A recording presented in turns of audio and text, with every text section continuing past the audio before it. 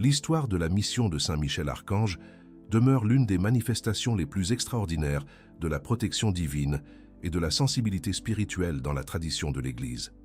Lorsque nous examinons ce que la foi chrétienne enseigne à son sujet, nous réalisons que chaque intervention, chaque défense, chaque bataille spirituelle et chaque geste d'aide aux âmes devient une fenêtre sur des mystères profonds, y compris le grand mystère de la communion entre les vivants et les morts, particulièrement évident lors des temps liturgiques forts, comme la Nuit sainte de Noël. C'est à la lumière de cette mission que ce document se développe. Comprendre, à partir de la mission confiée par Dieu à Saint Michel Archange et de la tradition spirituelle qui l'entoure, pourquoi certaines paroles peuvent guider une âme défunte et pourquoi, selon d'anciens enseignements liés à lui, la nuit de Noël est l'un des moments les plus puissants pour les prononcer. La liturgie de Noël, avec son atmosphère d'espérance, de lumière et de réconciliation, crée un environnement spirituel où la prière pour les morts devient encore plus efficace, surtout lorsqu'elle est élevée à Dieu sous la protection de celui que l'Église appelle le prince des milices célestes. Les saints et les mystiques répètent qu'en certaines nuits, une simple supplication comme « Donne-leur, Seigneur, le repos éternel et que la lumière sans fin les illumine », prononcée avec foi, peut être perçue par une âme comme un éclair soudain au milieu de sa purification. Et beaucoup ajoutent « La nuit de Noël, cette même prière devient comme une flamme allumée devant celui qui marche dans la pénombre, souvent soutenue, invisiblement, par les mains de Saint Michel Archange, qui veille sur les âmes avec une patience inlassable. » Pour la spiritualité chrétienne, lorsque l'on contemple la mission de Michel, la nuit de la Nativité du Christ n'est pas seulement une date festive, mais un véritable portail de miséricorde ouvert sur toute l'Église, militante, nous sur terre, souffrante, les âmes du purgatoire, et triomphante, les saints au ciel. Il est enseigné qu'en cette nuit, la grâce de Dieu circule avec une délicatesse inhabituelle et que les anges, sous le commandement de Michel, se meuvent de manière particulièrement intense en faveur des âmes. Peut-être, en ce Noël, portez-vous vous-même dans votre cœur la nostalgie d'un être cher disparu. C'est précisément là que la mission de Michel touche votre histoire. Avant d'approfondir les paroles que Michel nous inspire à répéter, nous devons revoir qui il est devant Dieu et quelle est sa mission auprès des âmes. La mission de Saint Michel Archange est le moment de la mort. L'Écriture présente Saint Michel Archange comme celui qui combat le mal et défend le peuple de Dieu. La tradition, cependant, ajoute un détail émouvant. Il n'est pas seulement un guerrier, mais aussi un gardien à l'heure de la mort. Qu'un ange qui accompagne l'âme au moment où elle quitte cette vie et se présente devant le jugement de Dieu. Imaginez la chambre d'un malade, à l'aube. Les lumières tamisées, le silence pesant, la respiration fatiguée indiquant que la fin approche. Peut-être la famille, épuisée, dort-elle sur des chaises à côté du lit. Personne ne le voit, mais la foi de l'Église y contemple la présence d'un ange. Une lumière sereine, silencieuse, qui s'approche de l'âme sur le point de partir. Beaucoup de dévots reconnaissent dans cette présence l'action de Saint Michel, soutenant la foi dans ce dernier acte d'abandon. Après la mort, la tradition spirituelle décrit l'âme étant conduite par un ange de lumière qui la présente devant Dieu. Dans de nombreuses représentations, c'est Michel qui tient cette âme et la protège, éloignant les embûches de l'ennemi et donnant à l'âme le courage de regarder la vérité. Pour le ciel, ce n'est pas extraordinaire. Cela fait partie de la routine de miséricorde de Dieu, dans laquelle Michel entre et sort comme un serviteur fidèle. C'est à la lumière de cette mission que commencent à prendre sens les paroles que vous prononcez pour quelqu'un qui est parti. Ce ne sont pas seulement des phrases jetées au vent, ce sont des supplications que, selon la foi, Michel recueille comme de petites étincelles et présente à Dieu en faveur des âmes. Communion des saints. Quand votre voix parvient jusqu'au purgatoire. La doctrine de la communion des saints affirme que les vivants et les morts ne sont pas séparés. Tous appartiennent au même corps mystique du Christ. La charité dépasse la barrière de la mort et nos paroles peuvent atteindre là où notre corps ne peut aller. Les anges voient clairement les liens qui connectent la terre, le purgatoire et le ciel. Saint Michel, en tant que prince de l'Église céleste, contemple d'un seul regard les familles réunies, les âmes en purification et les saints dans la gloire, unis par la même grâce. À Noël, cette communion devient particulièrement palpable. C'est la nuit où le ciel s'incline sur la terre, où le Verbe se fait chair, où les anges s'approchent de nouveau de l'humanité. La prière pour les morts en cette nuit n'a pas de poids magique, mais elle est enveloppée d'un climat spirituel unique. L'Église entière, unie à l'Enfant Dieu, irradie une lumière spéciale sur les âmes qui se purifient encore. Imaginez la scène. Une famille à la messe de minuit. Sur le banc, une mère tient un chapelet. Quelqu'un garde une photo pliée dans son missel, souvenir d'un père ou d'un enfant disparu. Peut-être vous y voyez-vous, portant aussi un nom dans votre cœur. Dans le silence de la consécration, quelqu'un murmure « Donne-lui, Seigneur, le repos éternel, et que la lumière sans fin l'illumine. » Pour celui qui est à côté, ce n'est qu'un murmure, mais dans le mystère de la communion des saints, cette supplication s'élève soutenue par les anges, et Saint Michel la présente devant Dieu. Pour une âme en purification, cela peut être comme un rayon de lumière s'ouvrant au milieu de la pénombre. C'est ici que naît l'insistance de la spiritualité liée à Saint Michel. Il existe des paroles qui, répétées avec foi, peuvent être de véritables sentiers de lumière pour les âmes, surtout la nuit où la lumière est venue au monde. Le purgatoire, feu d'amour et besoin de guide. L'Église parle du purgatoire non pas comme d'un châtiment aveugle, mais comme un espace de miséricorde où l'âme est purifiée pour voir Dieu face à face.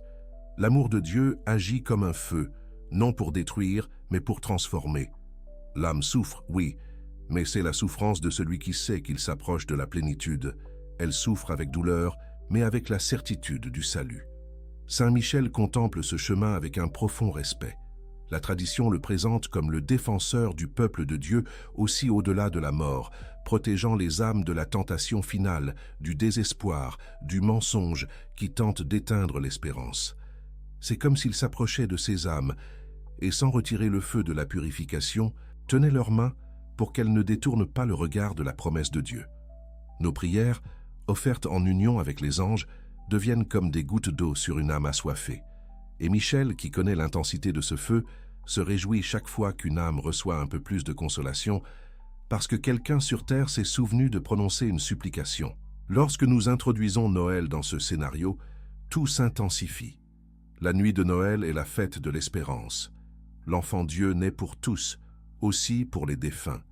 Les anges, qui ont annoncé la naissance du Christ aux bergers, continuent, spirituellement, à annoncer cette joie dans les régions de la purification. C'est pourquoi, selon la tradition liée à Saint Michel, une parole dite à Noël possède un poids spirituel spécial. Lorsque vous, en silence, priez pour une âme, c'est comme si le prince des anges lui-même plaçait cette supplication dans ses mains de lumière et la lui portait, transformant votre prière en un chemin éclairé devant cette âme. La première parole de lumière: donne-leur le repos éternel. Parmi toutes les prières pour les morts, l'Église garde avec une tendresse particulière le repos éternel. C'est une supplication brève, mais complète. Elle demande le repos et la lumière. Donne-leur, Seigneur, le repos éternel, et que la lumière sans fin les illumine. À Noël, cette prière acquiert un éclat particulier. La naissance du Christ est l'entrée de la lumière dans le monde. En priant le repos éternel, vous demandez, d'une certaine manière, que la lumière de l'enfant Dieu, la lumière qui a brillé dans la crèche, qui a guidé les bergers et illuminé les mages, illumine aussi l'âme pour laquelle vous priez. La tradition mystique affirme qu'à minuit, lors de la messe de minuit, ou pendant les célébrations de la Nativité, les anges, conduits par Saint Michel, recueillent ces paroles et les portent aux âmes en purification. Pour elles, la prière ne sonne pas comme un murmure lointain, mais comme une douce flamme allumée devant elle. Il se peut qu'en ce Noël, une âme attende exactement cela de vous, une simple phrase dite avec amour que Michel lui portera comme on allume une petite lampe au milieu de l'obscurité. L'âme au purgatoire a besoin de lumière. Elle est sauvée, mais elle chemine encore vers une gloire si intense que, pour l'instant, elle ne peut pas encore la supporter pleinement. La prière du repos éternel, spécialement à Noël, devient un éclair de direction et d'espérance présenté par Saint Michel devant Dieu. Le rosaire, Marie descend, Michel veille. Une autre arme très puissante en faveur des âmes est le Saint-Rosaire. L'Église fait profondément confiance à l'intercession de Marie et a toujours enseigné qu'elle n'abandonne aucun de ses enfants après la mort. Au contraire, elle lutte pour eux avec tendresse et fermeté. À Noël, cette maternité de Marie se révèle de manière spéciale. La fête qui célèbre la naissance du Fils est aussi la fête du cœur maternel qu'il a mis au monde. Prier le rosaire la nuit de Noël pour une âme défunte, c'est comme inviter cette âme à s'approcher de la crèche, laissant la lumière du petit Jésus se poser sur elle. Imaginez-vous, agenouillé devant une simple crèche chez vous. Les lumières allumées, la maison silencieuse, et peut-être un peu de nostalgie serrant le cœur. Tandis que vos doigts parcourent les grains du chapelet, vous répétez « Sainte Marie, Mère de Dieu, priez pour nous pauvres pécheurs, maintenant et à l'heure de notre mort. » La foi de l'Église voit Marie tourner son regard non seulement vers vous, mais aussi vers l'âme pour laquelle vous offrez ce rosaire. Saint Michel, en tant que défenseur et conducteur des âmes, est vu comme celui qui protège cette rencontre. Il garde l'espace de la grâce, éloigne les distractions et les tentations, accompagne la descente de cette miséricorde maternelle jusqu'au purgatoire. De nombreux récits spirituels parlent de Notre-Dame consolant les âmes du purgatoire, surtout en des temps forts de la liturgie comme Noël. Dédier un rosaire pour une âme ou pour plusieurs est l'une des plus belles formes de charité que vous puissiez vivre en cette nuit. Et Michel, qui contemple l'amour de Marie pour les âmes, devient votre allié dans cette intercession. La messe de Noël, quand Michel entoure l'autel. Parmi toutes les formes de suffrage, la foi catholique n'hésite pas à désigner la Sainte Messe comme la plus puissante. En elle, le sacrifice du Christ devient présent et les mérites infinis de la Passion sont appliqués aux âmes. À la messe de Noël, cette réalité prend une tonalité de tendresse unique. Le même Christ qui un jour mourra sur la croix se présente à nous comme un enfant, enveloppé de fragilité, couché dans une mangeoire. La tradition spirituelle aime imaginer les anges, sous la direction de Saint Michel, entourant l'autel avec une profonde adoration pendant la consécration.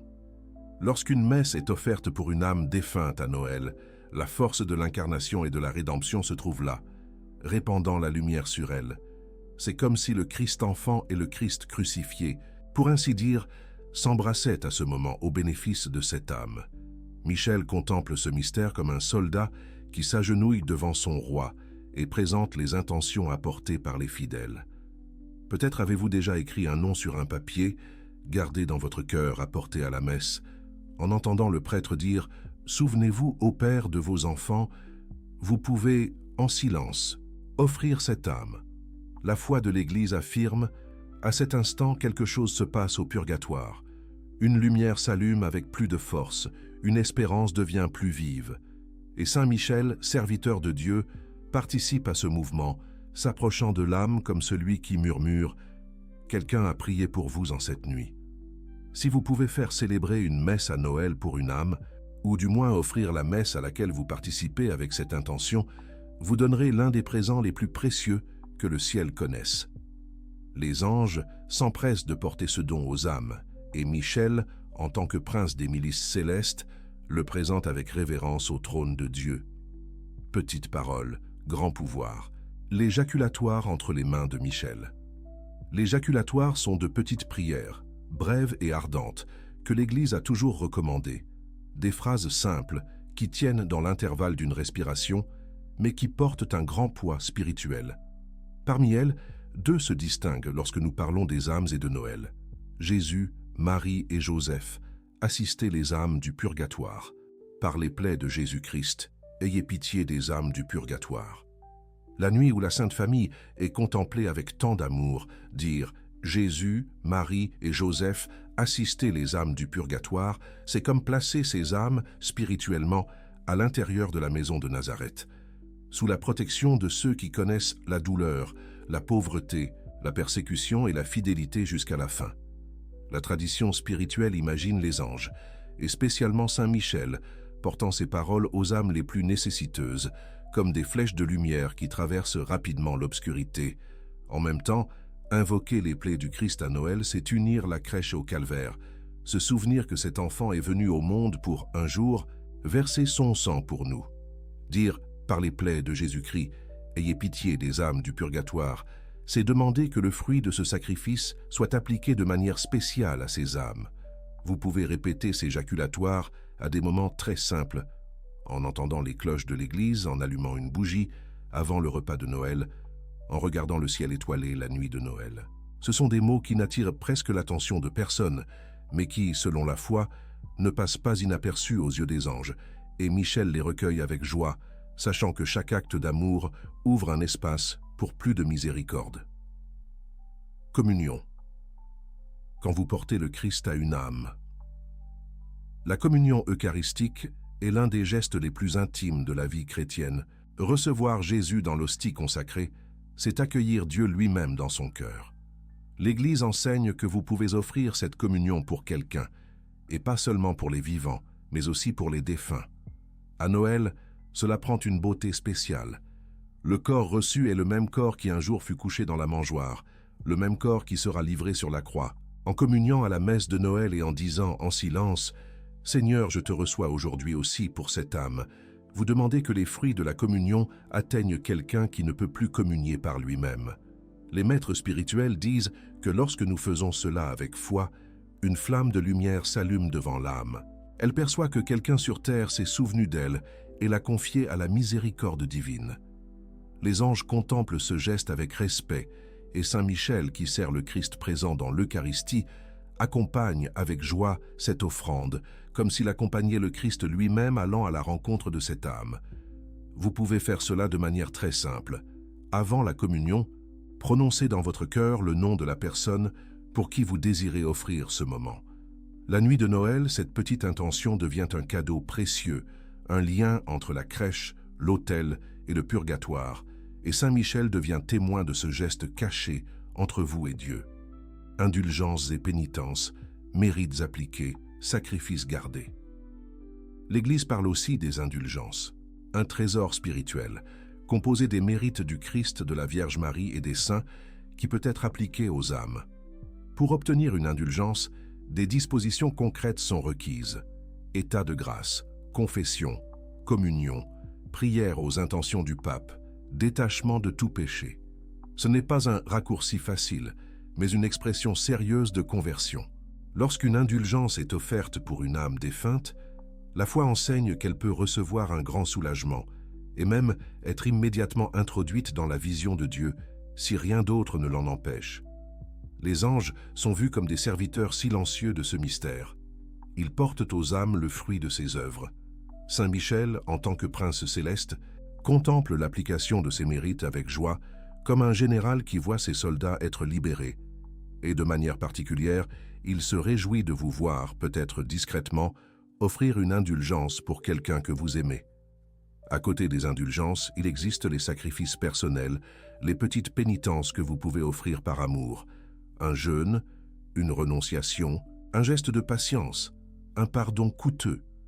À Noël, ces petites offrandes acquièrent une saveur spéciale, car elles s'unissent à la pauvreté de la crèche, à l'humilité du Dieu qui s'est fait petit. Peut-être, en ce Noël, êtes-vous appelé à porter en silence une douleur, à accepter une contrariété, à renoncer à quelque chose que vous aimez, à supporter la nostalgie de quelqu'un. Si, au lieu de vous révolter, vous offrez cela pour une âme, la tradition spirituelle dirait que là-bas au purgatoire, cette offrande est perçue comme un souffle d'espérance. Et Saint Michel, qui voit ce que personne ne voit, garde ces petits sacrifices comme s'ils étaient des étoiles qu'il porte lui-même à Dieu en faveur des âmes, allumant avec chacun de vos gestes un point de lumière de plus sur leur chemin. La miséricorde de Dieu et les âmes oubliées, tout cela n'a de sens que parce que Dieu est infiniment miséricordieux. L'Église insiste, ne sous-estimez jamais l'amour de Dieu pour les âmes du purgatoire. Il désire leur salut plus que nous ne sommes capables de désirer quoi que ce soit. C'est pourquoi les prières, les messes, les pénitences, les indulgences et les jaculatoires ont du pouvoir. Non pas parce qu'elles forcent Dieu à agir, mais parce que lui, dans sa bonté, a voulu associer notre liberté à son œuvre. En même temps, la foi met en garde contre l'idée que tous entrent au ciel automatiquement, sans purification. La sainteté de Dieu est absolue, et aucune âme ne peut demeurer devant lui sans être complètement purifiée. C'est pourquoi la prière pour les âmes est si nécessaire et si efficace. Saint Michel, qui contemple à la fois la sainteté de Dieu et notre fragilité, devient un allié précieux dans cette intercession. Il sait combien nous avons besoin de purification et combien nous avons besoin d'espérance. Parmi toutes les âmes, il y a un groupe qui touche spécialement le cœur de Dieu. Les âmes oubliées, celles pour lesquelles personne ne prie plus, dont les noms ne sont plus prononcés sur terre. Beaucoup de saints disent que ces âmes attendent avec une espérance presque douloureuse une seule prière. La nuit de Noël, un simple souvenir de votre part. Seigneur, je t'offre cette prière pour toutes les âmes oubliées, peut-être pour elles un immense cadeau. Et les anges, sous le commandement de Saint Michel, s'empressent de porter ce don à ceux qui en ont le plus besoin, comme s'ils couraient, dans l'obscurité, pour allumer une lumière là où personne ne regarde plus. Peut-être, tandis que vous entendez ces paroles, un nom, un visage, un souvenir vous vient à l'esprit. N'ignorez pas cette impulsion. Ce pourrait être Dieu lui-même, avec Saint Michel à ses côtés, vous invitant à allumer une lumière pour cette âme en ce Noël, une lumière que vous seul, avec votre prière et votre amour, pouvez offrir aujourd'hui. Conclusion dévotionnelle sous le regard de Michel. Tout ce que l'Église enseigne sur la prière pour les défunts, lorsqu'on le contemple à la lumière de la mission de Saint Michel Archange, converge vers une vérité simple. À Noël, vos paroles ont un pouvoir spécial. Non pas parce que vous êtes plus fort, mais parce que Dieu s'approche davantage. Non pas parce que l'âme change, mais parce que la lumière est plus grande. Non pas parce que le purgatoire se transforme, mais parce que l'espérance s'enflamme. Non pas parce que les anges apparaissent soudainement, mais parce que leur action devient plus sensible, plus proche, plus douce. C'est pourquoi les paroles que la foi chrétienne nous propose, paroles qui, sous le patronage de Saint Michel, peuvent guider une âme, méritent d'être répétées avec foi, amour et confiance. Donne-leur, Seigneur, le repos éternel, et que la lumière sans fin les illumine. Jésus, Marie et Joseph, assistez les âmes du purgatoire. Par les plaies du Christ, ayez pitié des âmes. Que ce Noël et tous les autres, vos paroles soient des phares pour ceux qui cheminent encore dans la purification. Que votre charité dépasse la mort. Que votre prière parvienne là où vos yeux ne peuvent voir. Que tout ce que vous direz et offrirez la nuit de la Nativité du Christ, sous le regard de Saint Michel Archange, conduise des âmes vers la présence éternelle de Dieu, et qu'un jour, lorsque vous-même aurez quitté cette vie, vous puissiez trouver de l'autre côté la lumière que vous avez aidé à allumer pour tant d'âmes, et découvrir, avec une gratitude silencieuse, qu'aucune parole d'amour dite à Noël, en union avec les anges de Dieu et sous la protection de Saint Michel, n'a été vaine.